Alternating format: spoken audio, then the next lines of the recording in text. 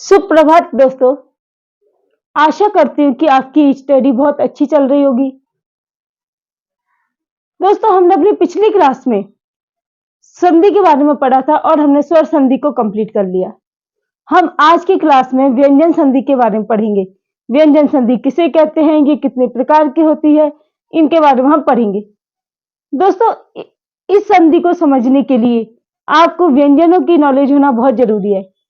इसलिए अगर आपको व्यंजनों के बारे में नॉलेज नहीं हो, नहीं जानते हो, तो आप एक बार व्यंजन का टॉपिक जरूर पढ़ ले, यानी आप वर्णों वाले टॉपिक को एक बार रिवाइज कर ले, जिससे आप इस संधि को आसानी से अच्छे तरीके से समझ सकते हैं। तो चलिए, अब टाइम को खराब नहीं करते हुए हम अपने टॉपिक स्टार्ट करते हैं। आज की टॉपिक क्या है? व्यंजन संधि। व्यंजन संधि, व्यंजन संधि को हम हल संधि भी बोलते हैं। हल संधि क्यों बोलते हैं? देखिए, मैंने आपको जब वर्ण पढ़ाए थे तब भी बताया कि हम व्यंजनों को हल बोलते हैं। फिर भी एक बार बता देती हूँ कि जो माहेश्वर सूत्र है हमारे, उसके ह य व र और ट, ये जो सूत्र है, इस सूत्र से लेके और जो अंतिम हल सूत्र है, तो इस ह से हयावृत के ह से लेके और अंतिम हल के ल तक में सारे व्यंजन वर्ण आ जाते हैं। और इस सारे व्यंजन वर्ण होने के कारण इसको क्या बोल दिया गया है? ह से लेके ल तक को हल प्रत्याहार। क्या बोला इसको? हल प्रत्याहार। और इसमें सभी वर्ण होने के कारण इसी को हम बोल देते हैं हल संधि। क्लियर? अब बात करते हैं व्यंजन की संधि किसे कहते हैं। देखिए, इसमें क्या कहा है? व्यंजन संधि डेफिनेशन क्या होगी? व्यंजन वर्णों का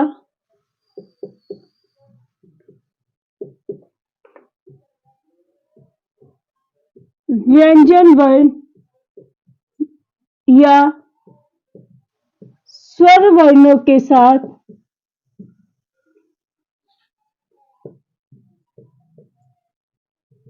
मेल होने पर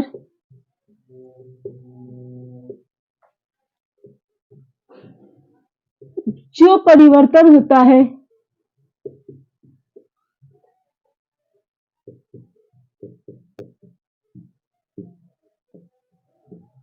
उसे व्यंजन संधि कहते हैं।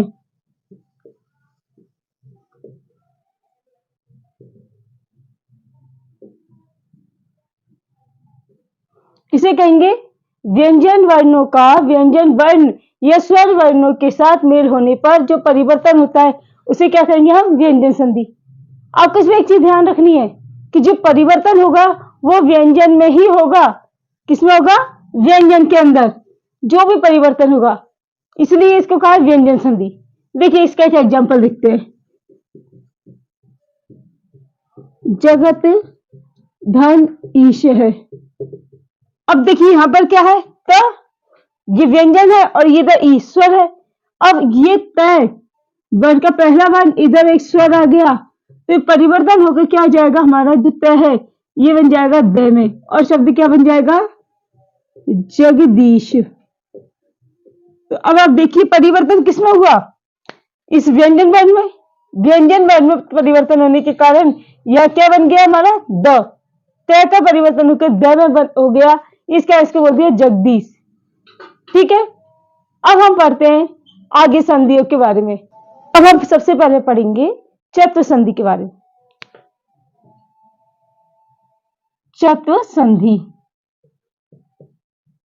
देखिए, इसका एक सूत्र होता है और बोलते हैं इसको खरी च। ये क्या कहता है कि यदि वर्ग का पहला, दूसरा, तीसरा, चौथा वर्ण आए, इसके बाद क्या आ जाए? किसी भी वर्ग का पहला, दूसरा वर्ण या तीनों श में से कुछ भी आए, तो ये जो है पहला दूसरा वर्ण जो है ये अपने वर्ग के पहले वर्ण में बदल जाता है। अपने वर्ग के किसमें? पहले वर्ण में। देखिए कैसे? देखो वर्ग का पहला, दूसरा, तीसरा, चौथा वर्ण कोई सा भी हो सकता है। अब वर्ग तो याद है ना कौन सा, क वर्ग, च वर्ग, ट वर्ग, तो इनमें से किसी भी वर्ण का, जैसे क वर्ग का आ गया तो क वर्ग का चौथा वर्ण भी आएगा, और पीछे इनमें से कोई सा वर्ण है तो वो अपने वर्ग के पहले वर्ण में बदल जाएगा। देखिए एक एग्जांपल देते हैं हम, महत, धन, सु। अब ये देखिए महत, धन, सु, ये अपने वर्ग का पहला वर्ण है और यहां से आ गया तो ये परिवर्तित होकर पहले में ही बदलेगा, इसलिए ये क्या हो जाएगा यहां पर, महत, सु। देखिए ज्यादातर आपको यहाँ वर्ग का पहला ही वर्ण मिलेगा। दूसरा देखिए और एग्जांपल लेते, उत, धन, सव। अब देखिए ये वर्ग का कौन सा पहला वर्ण, पीछे आ गया से। अब ये जो पहला वर्ण है ये परिवर्तन किसमें होगा, पहले में ही, तो क्या बन जाएगा, उत्सव है। समझ में आ रहा है, किसी भी वर्ग का, देखो चाहे क वर्ग हो, च वर्ग हो, कोई भी वर्ग क्यों ना हो, किसी भी वर्ग का पहला, दूसरा, तीसरा, चौथा वर्ण आ जाए और पीछे किसी भी वर्ग का पहला, दूसरा आ जाए तो आगे वाला जो वर्ण है ना अपने ही वर्ग के पहले वर्ण में बदलेगा। जैसे देखिए एक और एग्जांपल लेते हैं हम, सत प्लस पुत्र।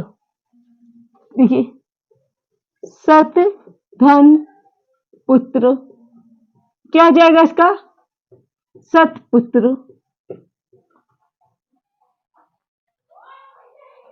दूसरा देखिए विद्युत, विद्युत, धन, कार्यम। अब क्या है यहाँ विद्युत जो शब्द यूज हुआ है अपने कौन सा विद्युत वर्ग का पहला वर्ण है, और कार्यम ये देखिए क्या वर्ग आ गया और यहाँ तय वर्ग का पहला है, तो यही चेंज होकर क्या बन जाएगा हमारा विद्युत कार्यम। तो चतुसंधि सबसे सिंपल होती है, सबसे इजी संधि कौन सी होती है, चतुसंधि। और इसका सबसे सिंपल कार्य होता है जो क्या होता है, वर्ग का कोई सा भी वर्ण आ जाए, 1 से 4 तक कोई सा भी वर्ण आ जाए, पीछे हमारा वर्ग का पहला, दूसरा वर्ण आ जाए, श आ जाए, तो हम इसमें क्या करेंगे, पहले वाले वर्ण को उसी के वर्ग के पहले वर्ण में बदल देंगे। सिंपल। इस संधि को हम ये भी कह सकते हैं कि यहां पर क्या ध्यान रखना है, वर्ग के पहले वर्ण को ही हम यहाँ कार्य करते हैं। क्लियर है, कौन सी जसत्व देखिए,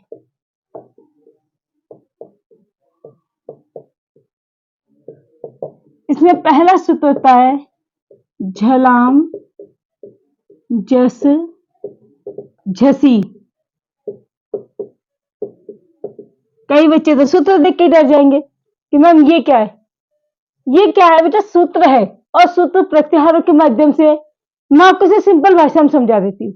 इसमें क्या होता है, ये क्या कहता है कि यदि वर्ग के पहले, दूसरे, तीसरे या चौथे वर्ण के बाद वर्ग का तीसरा या चौथा वर्ण आ जाए तो ये अपने ही वर्ग के तीसरे वर्ण में बदल जाते हैं, अपने वर्ग के किसमें, तीसरे वर्ण में बदल जाते हैं।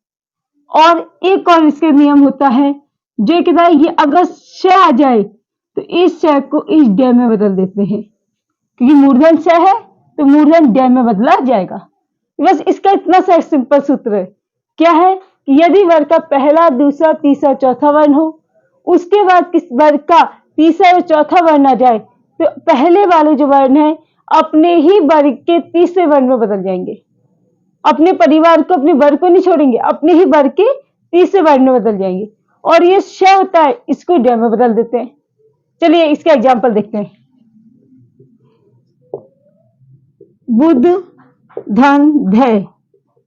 अब देखिए बुध क्या है, वर्ग का कौन सा वर्ण है, त, थ, द, ध, फोर्थ वाला, और यहां भी फोर्थ आया तो ये किसमें बदल जाएगा, तीसरे में। और क्या होता है, बुध, ये हो जाए बुद्ध। दूसरा एग्जांपल देखते हैं इसका, सिद्ध, धन, धी। अब देखिए ये जो द है वर्ग का तीसरा है और धी कौन सा है, चौथा, तो यहां ये कौन सा हो जाएगा, तीसरी वर्ण में बदल के क्या बन जाएगा, सिद्धि। दूसरा और एग्जाम्पल देखते हैं इसका। लव प्लस ध। अब ये कौन सा वर्ग का चौथा वर्ण? ये प फ ब भ, प फ ब और भ, ये चौथा है। अब 4 से बच जाए कौन सा? तीसरा। तीसरा क्या हो जाएगा? व। क्या बन जाएगा? लब्ध। दूसरा एग्जाम्पल देखते हैं इसका। देखिए, जगत धन व्याम। और जगत धन व्याम, ये देखो वर्ग का पहला है और पीछे चौथा। इसको हम तीसरे में बदल देंगे, क्या हो जाएगा? जगद व्याम। आ रहा समझ में? सिंपल सा काम है इसका, कोई ज्यादा बर्डन नहीं है। सिर्फ ये क्या कहता है, ये सूत्र झलाम जैसे जैसी कि वर्ग के पहले, दूसरे, तीसरे, चौथे वर्ण के बाद पीछे वर्ग का तीसरा या चौथा वर्ण आ जाए तो हम इसको किसमें बदलेंगे? तीसरे में। यानी हम 1 का 3 करते हैं। देखिए, आप देखो, ध्यान रखना, हमको यहाँ तीसरा वर्ण कर देना है। अब देखिए और एग्जांपल देती, ये जगत प्लस व्याम हो गया। चलिए अब हम शय का देखते हैं। इसका क्या जाएगा? देखिए, महत प्लस भय, महत प्लस भय।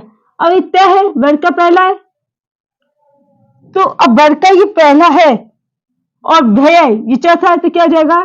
महद भय। अगला देखिए, शश धन भी। अब बताइए, यहां तो श आ गया और यहां पर वर्ग का चौथा वर्ण है। अब इस श को बदलेंगे, पहले लिखा है ना, श को ड में बदलते हैं, तो क्या बन जाएगा? षड भी। क्लियर? ये हमारा एक सूत्र है, झलाम जसो जसी। अब हम इसके दूसरे सूत्र को देखते हैं कि वो क्या कहता है।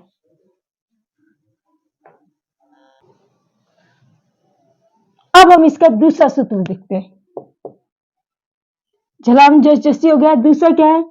झलाम जशो अंते। झलाम जशो अंते, ये क्या कहता है? देखिए, ये यही कहता है वर्ण का पहला, दूसरा, तीसरा या चौथा वर्ण हो, उसके बाद वर्ग का तीसरा, चौथा, पांचवा वर्ण या ह य व र ल या फिर कोई स्वर आ जाए। क्या आ जाए? वर्ग का पहला, दूसरा, तीसरे, चौथे वर्ण के बाद वर्ग का तीसरा, चौथा, पांचवा वर्ण आ जाए, ह य व र ल आ जाए या स्वर आ जाए, तो ये अपने ही वर्ग के तीसरे वर्ण में बदल जाता है। आपको कंफ्यूज होने की आवश्यकता नहीं है। आपको सिर्फ क्या ध्यान रखना है कि जैसे तो संधि में 1, 2, 3, 4 वर्ण हो, उसके बाद वर्ग का तीसरा, चौथा या पांचवा वर्ण आ जाए, ह या व आ जाए या स्वर आ जाए, तो इसका परिवर्तन क्या होगा? ये अपने वर्ग के तीसरे वर्ण में बदल जाएंगे। क्लियर? एक यह शय अपने इस ड में बदल जाएगा। देखो, बोर्ड की क्लासों में हमें कोई बर्डन लेने की आवश्यकता नहीं है, लेकिन अगर आप किसी कंपटीशन की क्लासेस की तैयारी कर रहे हो, किसी भी कंपटीशन की तैयारी कर रहे हो, रीट की कर रहे हो, first grade, second grade, MP, UP, जो भी तैयारी कर रहे हो किसी भी कंपटीशन की, यहां आपको ध्यान रखना है, क्योंकि वहां हमसे थोड़ा सा क्वेश्चन अलग तरीके से पूछा जाता है।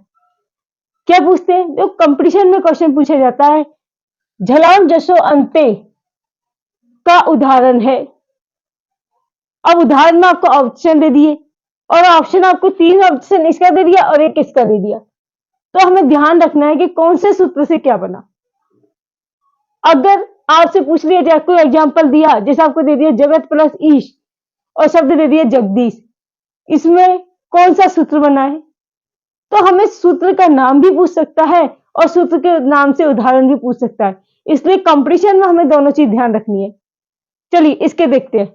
अब इसके देखिए एक एग्जांपल से समझते हैं। एक धन इक धन अंतम। अब क्या लिखा मैंने? इक धन अंतम, सॉरी, इक धन अंतम। और एक है, ये वर्ग का कौन सा है? क्या वर्ग का पहला वर्ण है?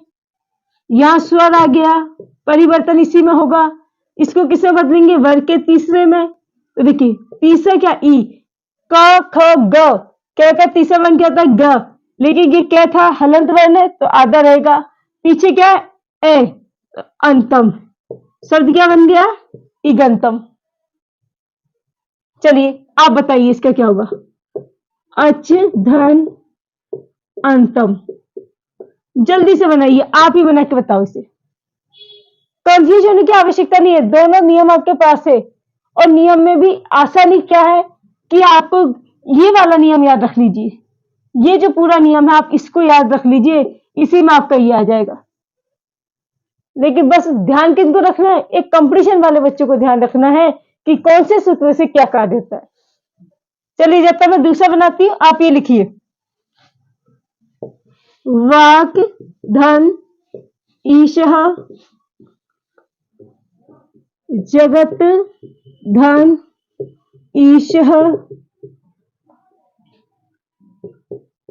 महत धन गति। जल्दी से बताइए।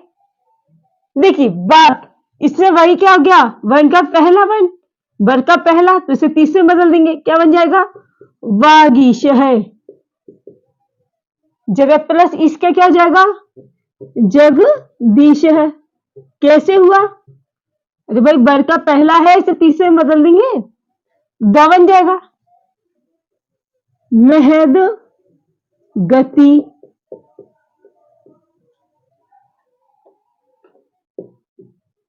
मृद धन वायु।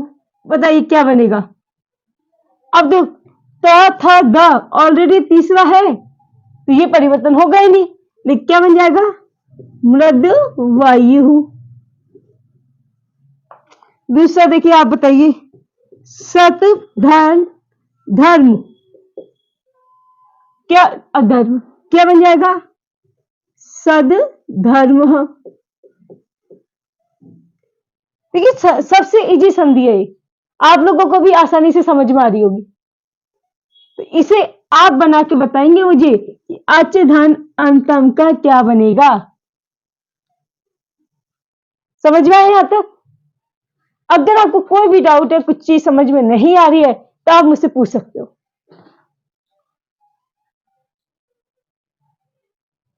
अब हम पढ़ेंगे अपनी अगली संधि, और अगली संधि कौन सी है? इष्टुत्व संधि। देखिए इसका सूत्र क्या है? इस्तो इष्टुना इष्टुहु। ये क्या कहती है? देखिए बहुत सिंपल सा है इसका। ये क्या है? स या त वर्ग के बाद अब क्या आ जाए हमारा? श या च वर्ग आ जाए। तो ये जो श है वो तो इस श में, और त वर्ग जो है हमारा च वर्ग में बदल जाता है। किसमें? त वर्ग में। देखिए इसको विस्तार से समझते हैं, और विस्तार से क्या होगा? इस श का परिवर्तन तो किसमें हो जाएगा? इस श में। अब त को त थ द ध न, तो ये जो त है ये बदलेगा च में, थ को हम बदलेंगे छ में, द बदलेगा ज,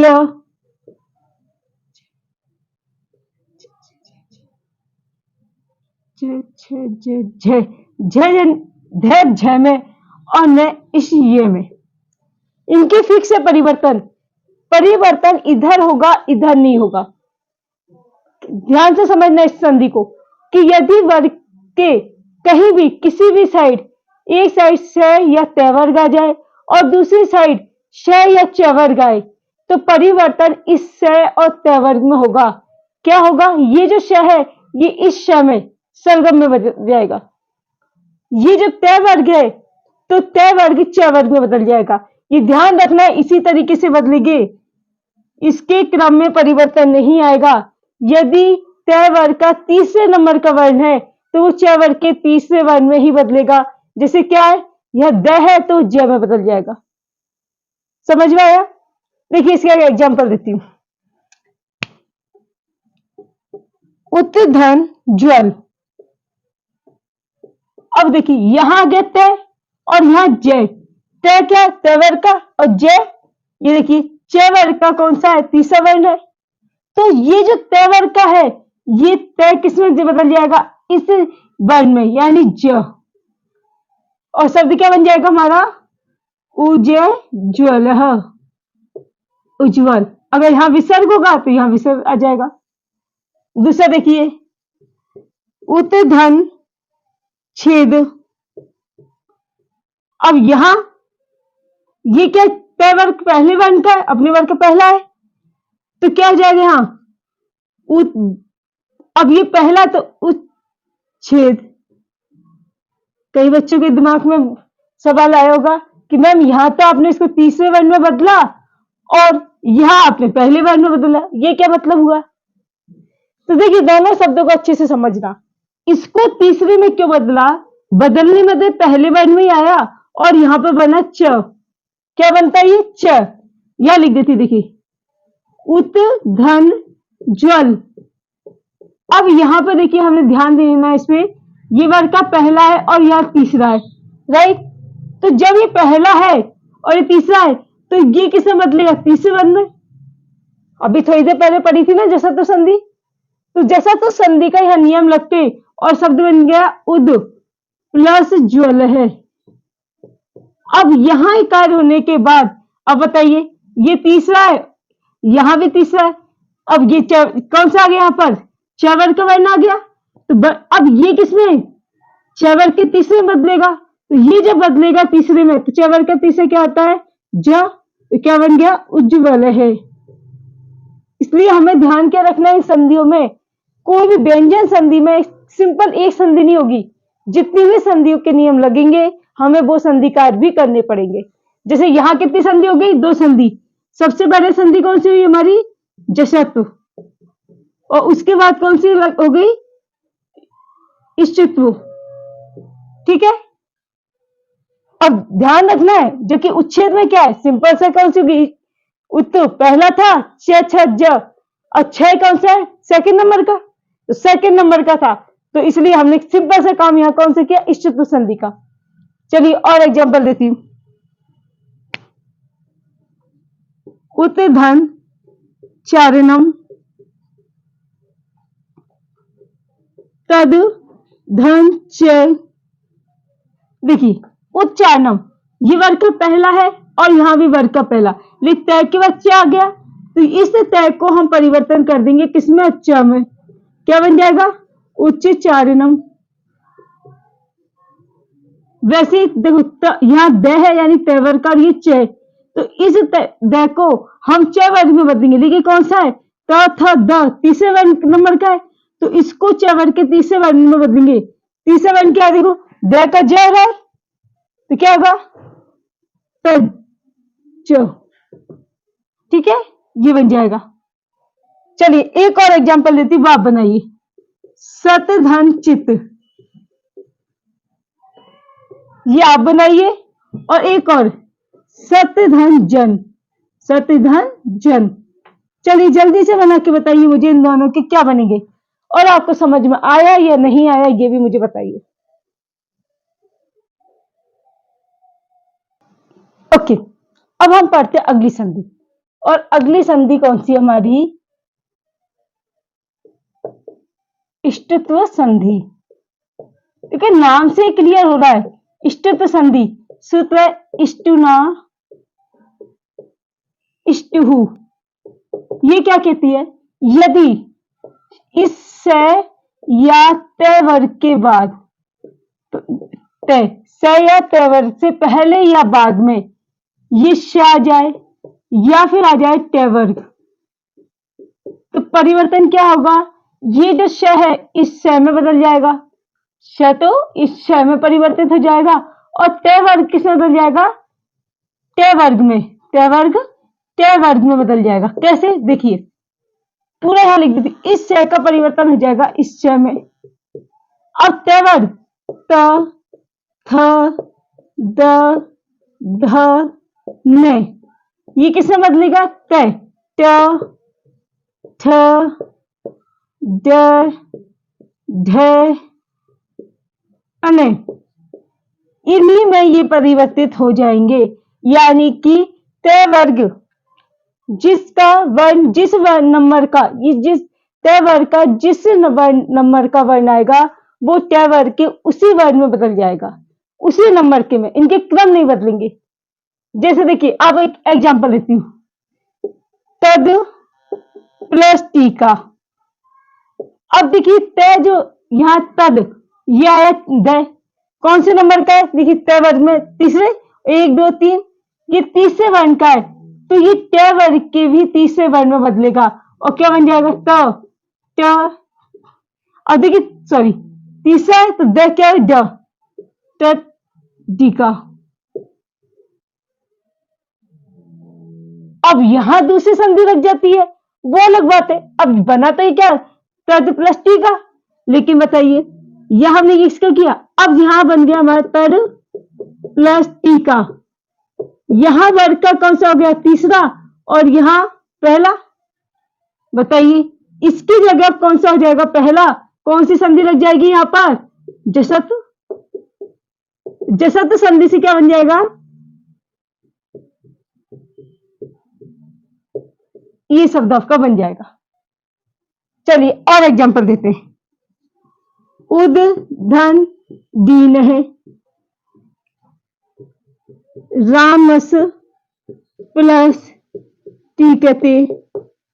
देखिए उद प्लस डीन वर्ग का तीसरा है, यहां ड क्या हो जाएगा उद, अब ये किसमें है तीसरा है ड में बदलेगा उद्दीन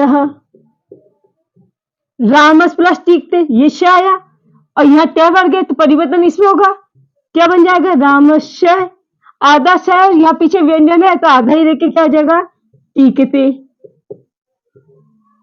समझ में आया, ध्यान रखना है हमें कई जगह हमारे दूसरी संधियां भी होंगी उसे भी करके चलना है।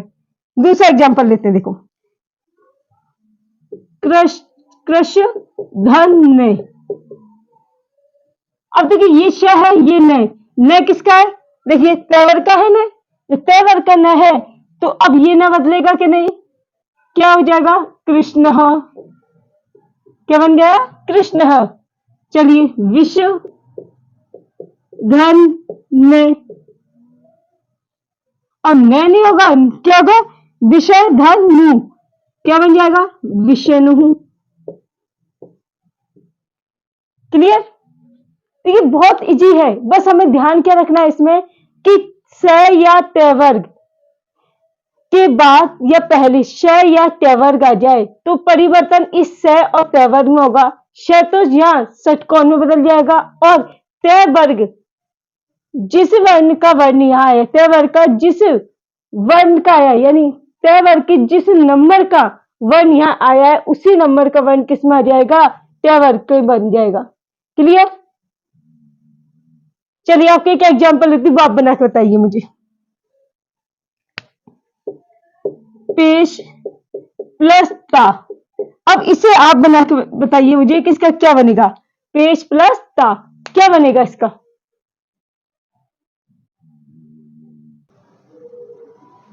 दोस्तों अब हम कुछ और चीजें पढ़ते हैं, इष्टतम संधि हमने पढ़ी लेकिन अब हम बात करते हैं इष्टतम संधि के कुछ अपवादों की।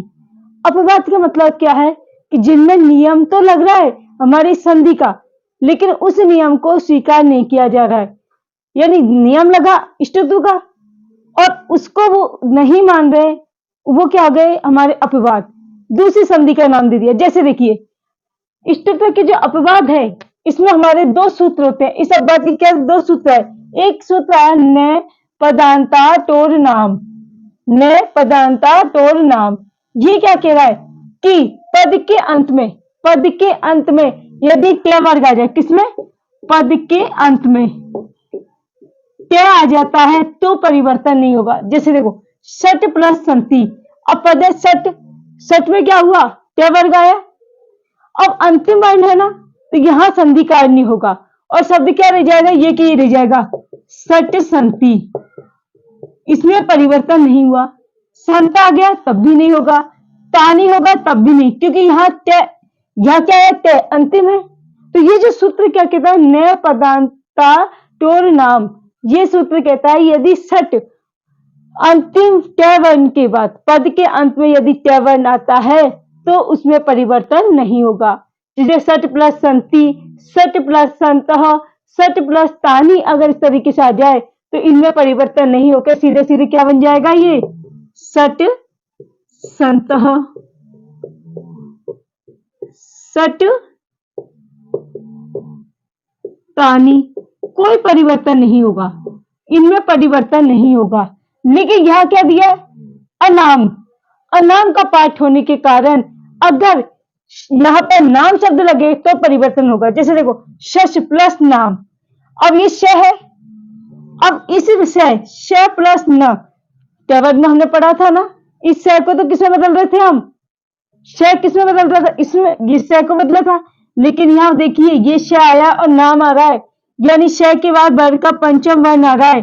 दूसरा कार्य होगा जसत्व संधि का, और जसत्व संधि का कार्य होकर क्या बन जाएगा, षड प्लस नाम। अब जैसे जसत्व संधि का कार्य किया, यहाँ ड हो गया, बताइए ट ठ ड, टवर का है तीसरा वर्ण, अब ये टवर का वर्ण है तो परिवर्तन यहाँ होगा कि नहीं, तो ये क्या हो जाएगा, षड नाम। अब देखिए शश प्लस नवती, वही यहां पर क्या होगा, जसत्व का काम होकर क्या हो जाएगा, षड नवती, और क्या बन जाएगा, षड नवती। परिवर्तन यहां होगा, वैसे क्या हो जाएगा, यह देखिए षड धन नगर्य, क्या बन जाएगा, अब टेबल का षड नगर्य। समझ में आया, ये केवल कंपटीशन क्लासेस की, कंपटीशन की तैयारी करने वाले बच्चों के लिए होते हैं। जैसे आप रीट की तैयारी कर रहे हो, फर्स्ट ग्रेड सेकंड ग्रेड, वहां संधियों में आपसे पूछे जाएंगे, वहां आपसे पूछ लिया जाए षड नवती, षड नवती शब्द देके आपसे पूछ लिया जाए ये किस सूत्र से बना है, तो हम सूत्र बता सकते हैं किसका अपवाद है, ये न पदांता टोर नाम, यह हम कह सकते हैं इष्टतु संधि का अपवाद है। अब इसका दूसरा अपवाद आता है, एक और होता है तोशी। ये क्या कहता है तोशी वर्ण, कि अगर आगे न वर्ण आ जाए और उसके बाद श आता है, तय वर्ग के बाद यदि श आ जाता है तो परिवर्तन नहीं होगा। क्या हो गया, देखो शन, ये तय वर्ग का पंचम वर्ण है, इधर कौन सा आ गया हमारा श, तो परिवर्तन नहीं होगा, क्या आ जाएगा, ये शन षष्ठ ही रहेगा, इसमें संधि का कार्य नहीं होगा, यानी कोई परिवर्तन नहीं होगा, परिवर्तन नहीं होगा। क्लियर, तो यहां तक आपको समझ में आए, ठीक है। अब आप इन्हें आराम से घर बैठ के प्रैक्टिस कीजिए और मिलते हैं अपनी नई क्लास में नए उत्साह नए जोश के साथ। धन्यवाद।